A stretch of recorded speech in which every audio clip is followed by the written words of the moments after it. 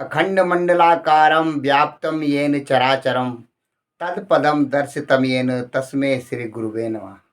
नमस्कार, जय हिंद, जय भारत और जय उत्तराखंड। मैं गौतम सिंह बिष्ट उत्तराखंड फ्रांसी यूट्यूब चैनल से आपसे मुखातिब हूँ।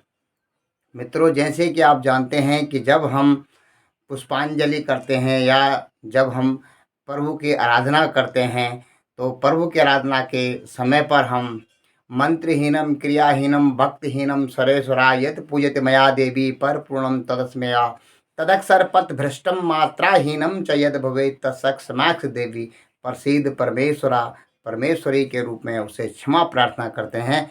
और हमारे ही शास्त्रों में कहा गया है कि जब हम पुष्पांजलि देते हैं, ओम पूर्णमदः पूर्णमिदं पूर्णात् पूर्णमुदच्यते पूर्णस्य पूर्णमादाय पूर्णमेवावशिष्यते। हम जब इस श्लोक को हम भगवान की स्तुति के दौरान कहते हैं, तो हमेशा हम परमात्मा को एक पूर्णता के रूप में देखते हैं। और अपने कुल पुरोहित आचार्य जी से जब मैंने इसके बारे में पता किया था कि भाई साहब नरेंद्र प्रसाद डोबरियाल जी ने, जो हमारे कुलगुरु थे, हमें बहुत से हमारे शास्त्रों की ऐसी गूढ़ रहस्य की बातें हमें बताई थी। और वे अक्सर जब घर में आते थे तो मैं उनके पास बैठ जाया करता था और उनसे मुझे कुछ न कुछ सीखने को हर बार मिलता था। हर बार एक नित्य नूतन, यूँ कहें कि जैसे घर में रामचंद्र जी के घर में वशिष्ठ का आगमन हुआ हो, ऐसा मुझे महसूस होता था। और मैं हमेशा उनके चरणों के नज़दीक बैठा करता था और उनसे मैं चाहता था कि जितना भी आस्था का निचोड़ श्रद्धा विश्वास के रूप में मेरे अंतर में भक्ति रूपी ईश्वर अगर विराजमान हो जाए, श्रद्धा रूपणी कहते हैं भवानी शंकर बंदे श्रद्धा विश्वास रूपिणो। तो भवानी शंकर अगर मेरे अंतर्मन में बैठे हैं, तो उन्हीं हमारे बड़े भाई साहब का हमारे ऊपर आशीर्वाद है। और वो मुझे कहते थे कि मैं कहता था कि ये हम जब 9 दुर्गों की पूजा करते हैं तो इसका क्या तात्पर्य है।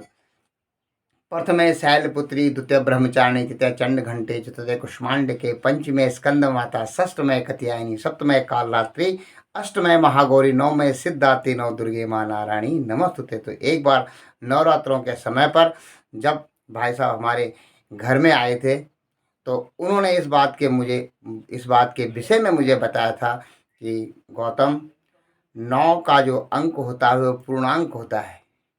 मैंने उससे बड़ा कोई दूसरा अंक नहीं होता। 1 2 3 4 5 6 7 8 9 9 अंकों में सबसे बड़ा होता है। तो मैंने उनसे प्रश्न किया, अंकों में तो 10 9 से भी बड़ा होता है। तो उन्होंने ये बताया कि 10 पूर्णांक नहीं है, 10 2 अंकों को मिलकर बना है, लेकिन 9 सिर्फ एक अंक को मिलकर बना है, एक ही अंक में 9। तो उन्होंने उस समय पे ये चीज़ मुझे बताई थी कि 9 पूर्णांक इसलिए है कि 9 को 9 में अगर 9 को कितना भी गुणा बढ़ाओगे तो वह 9 ही रहेगा। तो मैंने उनसे इस विषय में वार्ता की कि 9 को अगर हम कितना गुणा बढ़ाएंगे 9 ही रहेगा, इसका क्या मतलब है। तो उन्होंने कहा, अगर 9 को 1 से आप गुणा करते हो, 9 को 1 गुणा बढ़ाते हो तो 9 ही अंक रहता है। 9 को अगर आप 2 गुणा बढ़ाते हो तो 9 दूनी 18, 8 और 1 9, फिर भी उसका योग 9 ही होता है।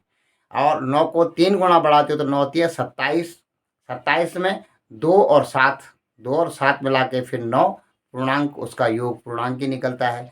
और अगर 9 को 4 गुणा बढ़ाते हो तो 9 चक्को 36, 6 और 3 9, फिर भी 9 पूर्णांक रहता है। और 9 को 5 गुणा बढ़ाओ तो 5 9 में 45, 45 में भी 4 और 9 का योग 9 ही हो जाता है।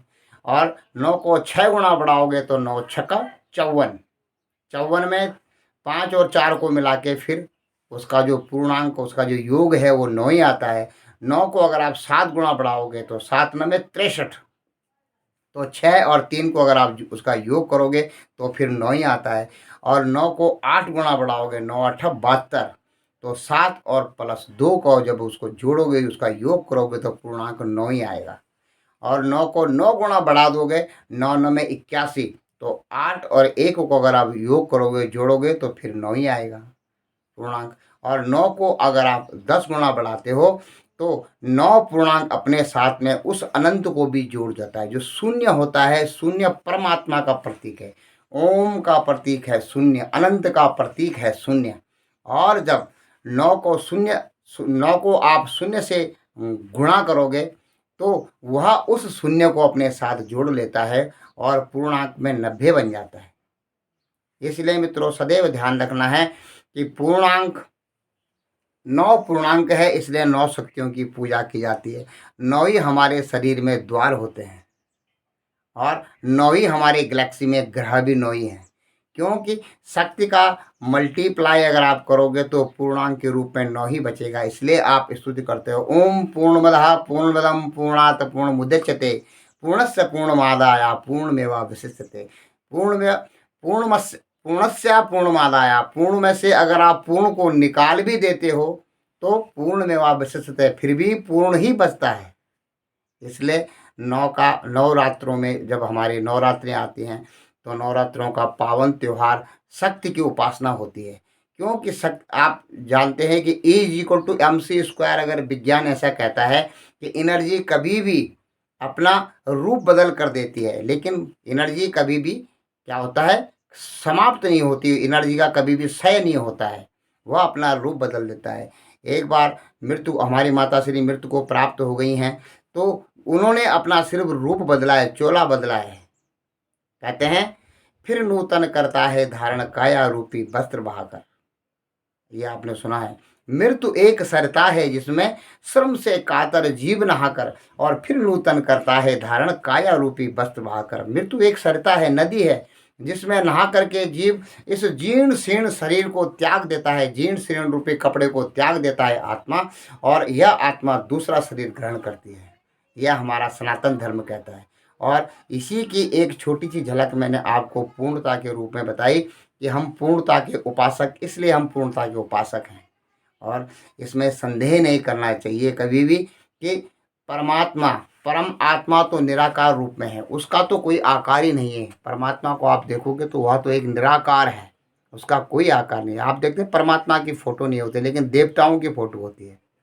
और उसी एनर्जी को, परमात्मा निराकार एनर्जी को विष्णु पालनकर्ता के रूप में, ब्रह्मा सृजनकर्ता के रूप में और महेश संहारकर्ता के रूप में रख कर उनको 3 में डिवाइड कर दिया गया है। तीनों में उसको बांट दिया गया है, जिसको आप गॉड भी कहते हैं। गॉड से जी से जनरेट, ओ से ऑपरेटिंग और डी से डिस्ट्रॉय, इसलिए उसे गॉड कहा जाता है।